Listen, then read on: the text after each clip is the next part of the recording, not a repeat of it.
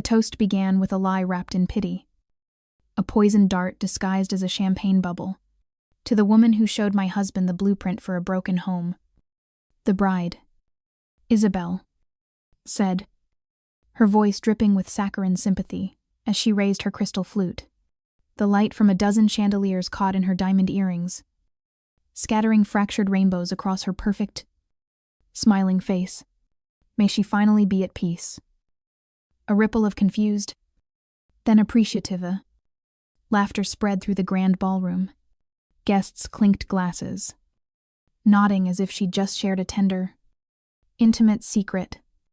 My blood ran cold, then hot, a violent tide of adrenaline that threatened to pull me under. The heat wasn't from embarrassment. It was the friction of 1,000 buried memories scraping against each other as they rushed to the surface. My stomach coiled into a tight, painful knot, but my spine was ramrod straight. I didn't move. I didn't speak. I just breathed.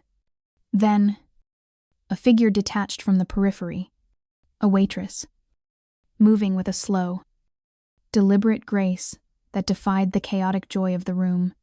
She navigated the maze of tables, her dark uniform a stark contrast to the sea of ivory and gold. She stopped, just shy of the head table, directly in Isabel's line of sight. Without a word, she untied the strings of her simple black apron and let it fall to the floor. She looked directly at the bride. Ein Herr, Expression, unreadable. He's my father, she said, her voice clear and steady, cutting through the lingering hum of laughter. And you're wrong about the blueprint. The smirk on Isabel's face froze, then cracked. The color drained from her cheeks, leaving behind a sallow, waxy mask. Her mouth hung open, a perfect O of disbelief, but no sound emerged. The room fell into a silence, so profound it felt sharp. A shard of glass against the skin, and in that ringing silence, the foundation of the perfect life Julian had built began to crumble. You know that feeling. The one deep in your gut that screams you're walking into an ambush. That was me. An hour earlier, my knuckles white as I gripped the steering wheel of my car in the parking garage of the opulent St. Pisit's Regis Hotel. On the passenger seat lay the invitation, a heavy cream cardstock with gilded edges. My name, Elara Vance, penned in a flawless, impersonal calligraphy. It had arrived a month prior, tucked into my mailbox without a return address. A ghost from a life I had sealed away. Who sends their ex-fiancé? The woman they abandoned in the rubble of a shared tragedy. An invitation to their new beginning. At first, I dismissed it as a cruel joke. Then, a clerical error.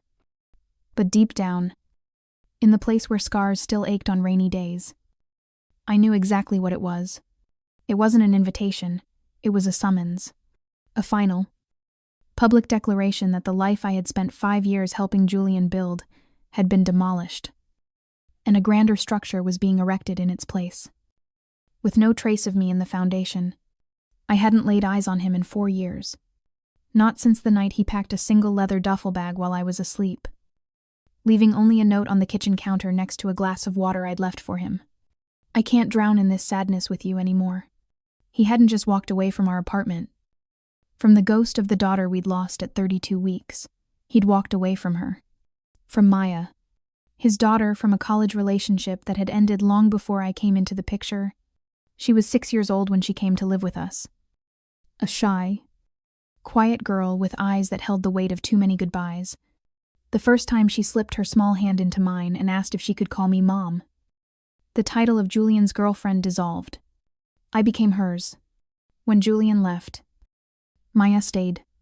Not because he forgot her, but because he chose to.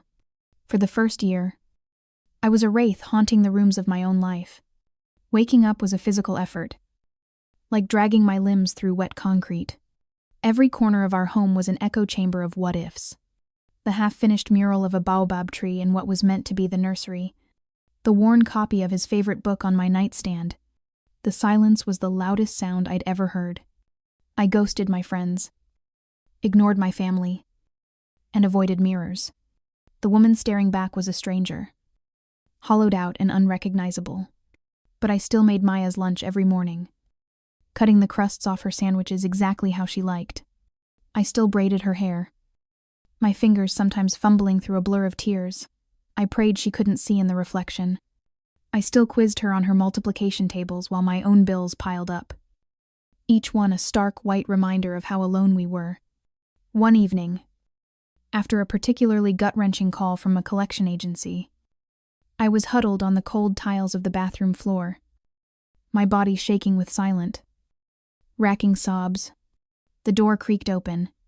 Maya, then 11, stood in the doorway, her small frame silhouetted against the hall light. She didn't say anything. She just sat down beside me, leaned her head against my shoulder, and handed me a glass of water and 2 ibuprofen. "For the headache you get when you cry," she'd whispered. That was the turning point. I wasn't just a victim of Julian's abandonment. I was Maya's anchor. And if she wasn't letting go, I had no right to sink. It was a slow, grueling climb. 2 years of therapy, of freelancing as an architectural consultant on projects I was overqualified for, of late nights spent reading books about healing and resilience until the words blurred together. But piece by piece, I began to rebuild. I designed a small, sustainable community center that won an award. I moved us to a brighter, 2-bedroom apartment with a small balcony where we grew tomatoes. I even started laughing again, deep, genuine laughs that started in my belly and made my eyes water. The invitation felt like a stone thrown into the calm waters I'd fought so hard to find. I left it on the counter for a week. A gilded threat. Maya, now a fiercely intelligent 17-year-old, was the one who finally picked it up. She read it aloud, her voice steady. "You have to go," she said, her gaze unwavering. "Why?" "Maya, so I can witness his triumph. So I can see the woman who replaced me." The words tasted like acid. "No," she said, her eyes boring into mine. "So he can see what he abandoned." She wasn't just talking about herself. She was talking about me. I had survived. I had rebuilt us from the ashes of his departure. But in my own mind, I was still treating myself like the woman he'd labeled broken. Maya saw a fortress. It was time I saw it, too. So I said yes. My brother, Liam, who never trusted Julian's too easy smile and too still eyes, insisted on coming with me. He was my rock, my quiet defender. I asked him to sit with me at a table in the back, near an exit. I didn't want to be noticed. I just wanted to be present. A silent testament to the fact that I still existed. I thought I was prepared for the awkward glances, the pitying whispers. I wasn't prepared for a meticulously planned public execution of my character, set to the tune of a string quartet. But before the speeches, before the lies were served like vintage wine, I stood in the back of that ballroom, looked at the man I once promised my forever to, and I understood a truth that had taken me 4 years to accept. He hadn't broken me. He had simply discarded the pieces. And I had built myself into something stronger without him. The wedding was an architectural masterpiece of intimidation. Everything was designed to make one feel small, insignificant, and exquisitely poor. Vaulted ceilings soared into a stratosphere of hand-painted frescoes. And the chandeliers weren't just lighting fixtures. They were constellations of hand-cut crystal, dripping light like frozen tears. The air was heavy with the scent of 1,000 white orchids, their pristine petals lining the aisle like a path to a beautiful, sterile heaven. Every detail, from the gold leaf monogram on the silk napkins to the smug, polished performance of the string quartet, screamed of a life meticulously curated to be impenetrable. I stayed in the arched doorway for a moment too long, a trespasser on holy ground, focusing on the simple act of drawing air into my lungs. Maya had vanished into the organized chaos of the kitchens an hour ago to start her shift. She'd secured the catering gig weeks ago, insisting it was for the money. But I saw the fierce, protective glint in her eyes. She wasn't just there to pass out hors d'oeuvres. She was my shadow. My sentinel. My brother. Liam caught my eye from a table in the back corner, giving me a short, almost imperceptible nod. It was his silent language, perfected over years of supporting me. It said, "You're not crazy for feeling like you're walking into the lion's den. But I'm here." I slid into the seat next to him, my hands clasped tightly in my lap. A prayer for invisibility. But you can't be invisible when the entire event is designed to highlight your absence. And then I saw him. Julian. He was standing near the altar, a glass of amber whiskey in one hand, the other clasped on the shoulder of a guest. He looked almost identical, the same broad shoulders, the same carefully practiced smile that never quite reached his eyes. To a stranger, he was magnetic, charming, but I knew the architecture of that charm. It was a facade built to hide the empty spaces within. I knew the hollow look in his eyes from the night he left, the way his silence was a weapon, not an absence of words. Then, my eyes found her. Isabel, draped in what must have been thousands of dollars of white lace and silk, her blonde hair gleaming under the spotlights. Her laughter was a performance, a touch too loud, a bit too sharp. She leaned into Julian, not for support, but like a model striking a pose for a luxury brand. Every gesture was a broadcast. Look at my prize. Look at what she could never hold. The ceremony passed in a blur of performative devotion. Julian's voice was smooth and unwavering as he recited his vows. Words of forever that I knew had an expiration date. I stared at the intricate pattern of the damask tablecloth, tracing it with my eyes to keep myself anchored in the present moment, chewing on the inside of my cheek until I tasted copper. As they kissed, the crowd erupted in applause. Isabel turned to face them, her smile not one of joy, but of conquest. The reception began, a symphony of clinking glasses and manufactured merriment. I sipped my water, a silent observer behind enemy lines. A woman I vaguely recognized from our old life, Chloe, approached our table. Her smile was a mask of pity. "Elada, it's so brave of you to come," she said, her voice cloying.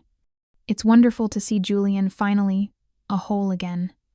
Liam's jaw tightened, but I just gave her a small, empty smile. The first shot had been fired. Across the room, Julian finally looked up, and his eyes met mine. For a single, unguarded second, I saw it, a flash of the man I once knew, a flicker of shame, of regret, a shadow of the grief we had shared before. He decided it was too heavy for him to carry. But then Isabel, sensing his distraction, laid a perfectly manicured hand on his arm.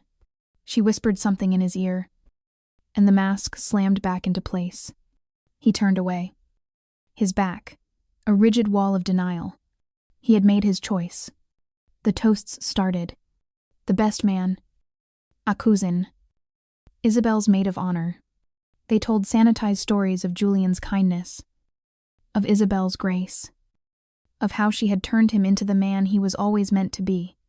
I nearly managed to tune it all out, to retreat into the safe, quiet space in my mind, where I could analyze the structural integrity of the ceiling beams, until I heard her voice, amplified and clear. "I want to say something special," Isabel announced, standing at the head table. She held her champagne flute like a scepter. Her eyes swept the room, glittering with a cold fire. And then they landed on me, pinned me to my chair. "When I first met Julian," she began, "he was a good man, but he was navigating the wreckage of his past." My breath hitched. Liam put a steadying hand on my arm under the table. He was hurt by someone who didn't know how to value him, a woman too consumed by her own tragedy to see the gift she had. The words were physical blows, landing with precision in all my most vulnerable places. My skin went from ice cold to burning hot. The room felt silent. But I knew it wasn't. It was just that her voice was the only thing I could hear. She almost dragged him down into that darkness with her. Isabelle continued. A light, dismissive laugh tinkling from her lips. But I found him. I rescued him. And today, he is finally free. She paused for effect, letting the poison sink in, and then she delivered the final, devastating line, the one that had echoed in my mind from the moment I arrived. To the woman who showed my husband the blueprint for a broken home, may she finally be at peace. The room erupted.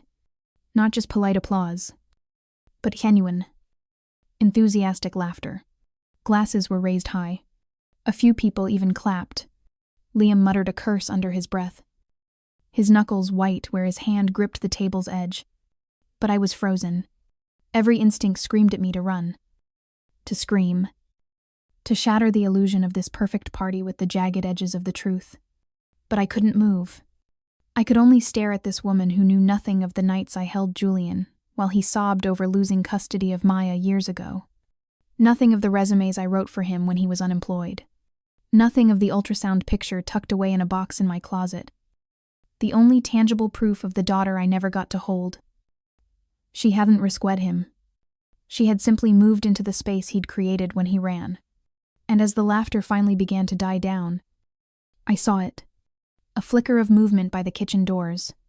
A waitress had stopped. Her tray of empty glasses forgotten. She was staring at Isabelle.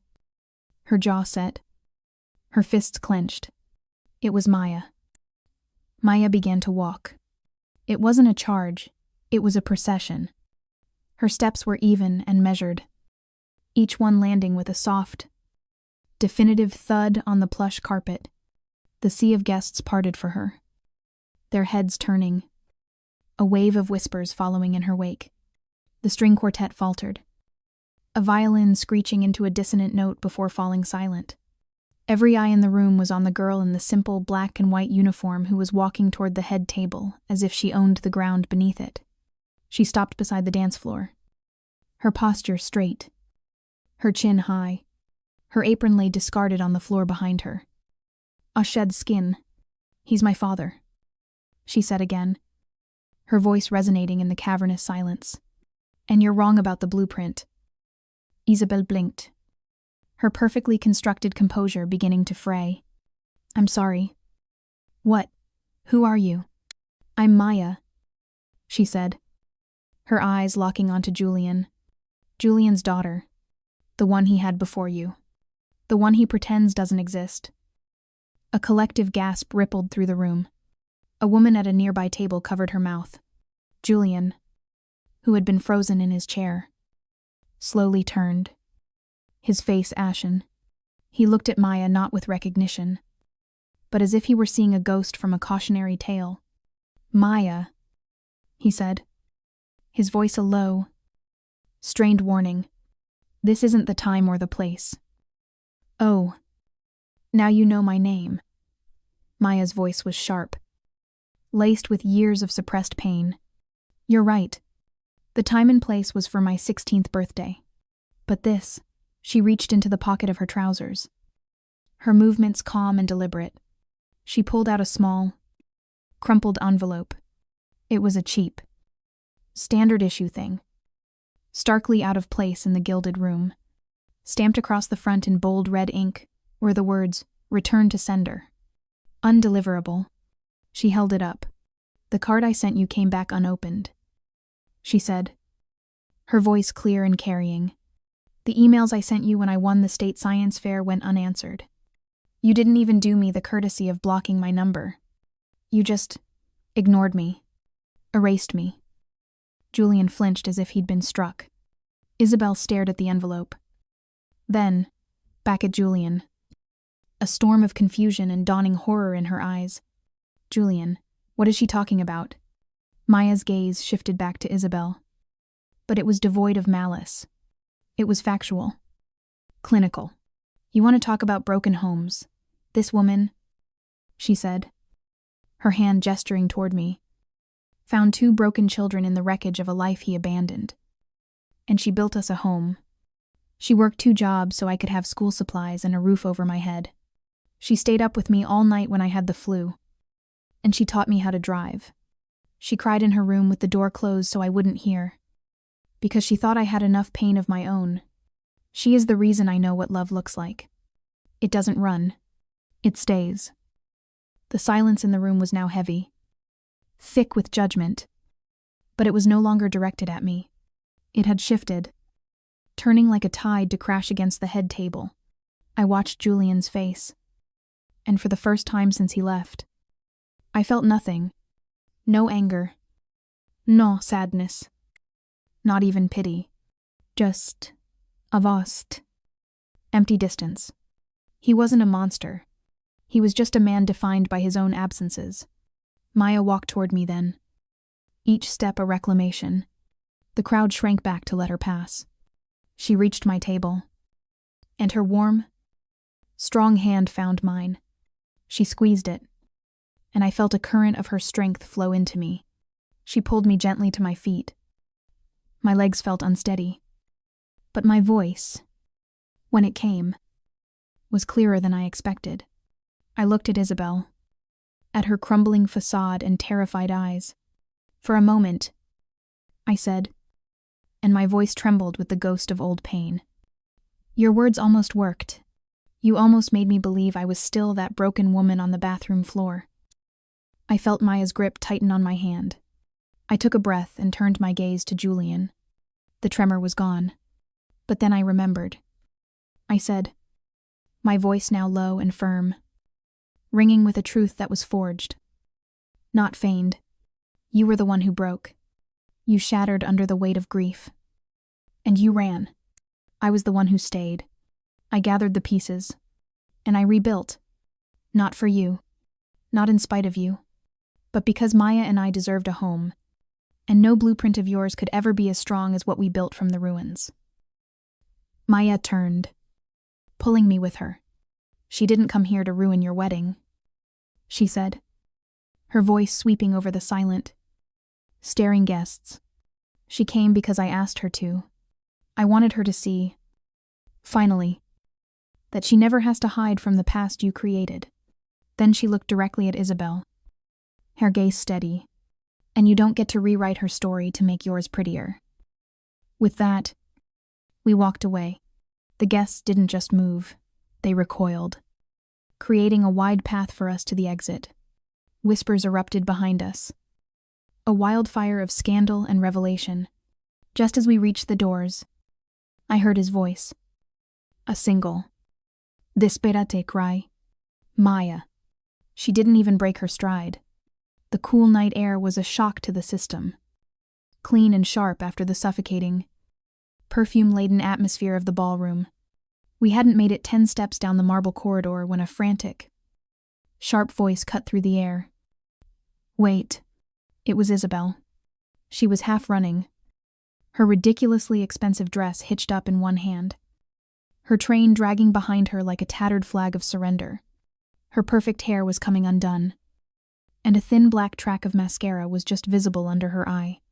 For the first time all night, she looked human and furious. You don't get to do that, she snapped, her voice high and strained. You don't get to hijack my wedding and just walk away. Maya turned slowly, her expression unbothered. I didn't hijack anything. I just corrected the record. You could have been private, you could have been decent. I stepped forward then, finding my footing on solid ground. No, I said, my voice even. You could have been decent, but you chose to stand in a room full of people and use my personal tragedy as your punchline. Isabel's eyes darted between us, searching for an ally, for the moral high ground she had just lost. I didn't know, she stammered. I didn't know he had a daughter. He told me you were obsessed, that you couldn't let go of him. And there it was, the lie he'd built their foundation on. I almost felt a flicker of pity for her. Almost. Or did you just choose to believe the story that made you feel like a savior? Maya asked, her question hitting its mark with surgical precision. Just then, Julian appeared behind her. His tie loosened, his jacket undone. His face was a wreck of exposure and shame. Maya, he began, his voice barely a whisper. I never meant for any of this. She turned to him, her gaze unflinching. Which part? The part where I was born, the part where you disappeared, or the part where you let someone else raise me while you started over? He flinched, the words landing like stones. I was broken. Ilara, he said, his eyes finally finding mine. Pleading. You know I was. I was broken. Too. Julian. I replied softly. And in that simple sentence lay the chasm that would forever separate us. But I didn't leave. He had no answer to that. He looked down at his expensive shoes. A man trapped in the rubble of his own choices. Maya watched him for a long, silent moment. I expected anger, more recriminations. But what came next was something far more powerful. She took a small step toward him. I used to pray that you were dead, she said, her voice quiet but devastating. I thought it would be easier to mourn a dead father than to accept that my living one just didn't care. Julian's head snapped up, his eyes glassy with unshed tears. But I'm done, she continued. I forgive you. He looked startled, a flicker of hope in his eyes. Not for you, she clarified, extinguishing it instantly. For me, because carrying your absence has been exhausting. It's been a weight I've carried my whole life, and I'm putting it down now. I'm done. He just nodded. A single, yerky movement. His throat, working. You're an incredible woman. You know that. A small, sad smile touched Maya's lips. I know, she said. She made me that way. And she pointed at me. That gesture, so simple and so profound, was the real end of the story. It was the final truth, laid bare for him to see. A daughter choosing her real parent, in front of the man who was her father by biology alone. Isabella just started. Arms folded. So you wrecked my night and now you get to just walk away. Maya tilted her head. Your night was wrecked the moment you built it on a lie. We walked past them, toward the exit where Liam was waiting by the car. His expression grim, but proud. Guess you'd call that a mic drop, he said as we approached. Maya let out a sound that was half sob, half laugh, and I joined her. It wasn't a bitter sound. It was the sound of release. I felt light, not because I'd gotten revenge, but because for the first time in years, the story was finally right. The next morning, the internet was on fire. Grainy cell phone clips appeared on social media, posted anonymously by a wedding guest. Bride humiliates ex. Get shut down by groom's secret daughter. I didn't watch them. I didn't need to. My phone buzzed with texts from old friends, apologizing for their silence, telling me I was brave. But I didn't feel brave. I just felt present. Like I'd finally stopped trying to be invisible. The aftermath wasn't all positive. A few online comments accused me of being vindictive, of orchestrating the scene to ruin a perfect day. And in those accusations, I found my new purpose. For years, I had stayed silent, letting shame write my story. No more. I started writing. First, an essay for an online parenting forum about chosen family. The response was overwhelming. It turned into a blog. Then a support group. 6 months later, I filed the paperwork for a nonprofit, the Second Foundation, an organization dedicated to providing resources and community for families rebuilding after abandonment. We offer counseling, job training, and workshops on how to tell your own story. I didn't save the world, but I created a small, safe harbor for people who, like me, had been told their homes were broken. The most powerful moment, though, didn't happen in a headline or a support group. It happened on a quiet Tuesday night in our kitchen. I was sketching a new design, and Maya was studying at the counter. She looked up from her textbook. You know, she said thoughtfully, I used to spend hours tracing blueprints of the family we were supposed to be. The perfect little house with a mom and a dad. My pencil stilled. But you taught me something more important, she continued, a soft smile on her face. You taught me how to build a home from the pieces that are left. I couldn't speak. I just rounded the counter and pulled her into a hug, breathing in the scent of my daughter. My family. My home. Life doesn't always give you the blueprint you want. Sometimes. It rips the pages out and sets them on fire. But if you're brave enough to stay, to sift through the ashes and find what's still strong, you can build something even better. You get to write a new story. And the best part is, you don't need anyone's permission to begin. If this story resonated with you, if you've ever had to rebuild from the pieces someone else left behind, please give this video a like. Share it with someone who needs to be reminded that being broken doesn't mean you're worthless, and that staying and fighting is the truest form of strength. And if you have a story of your own, please share it in the comments below. You never know who is reading and needs to hear that they are not alone. Be sure to subscribe for more true stories about the beautiful, messy, and resilient power of the human heart. Thank you for watching.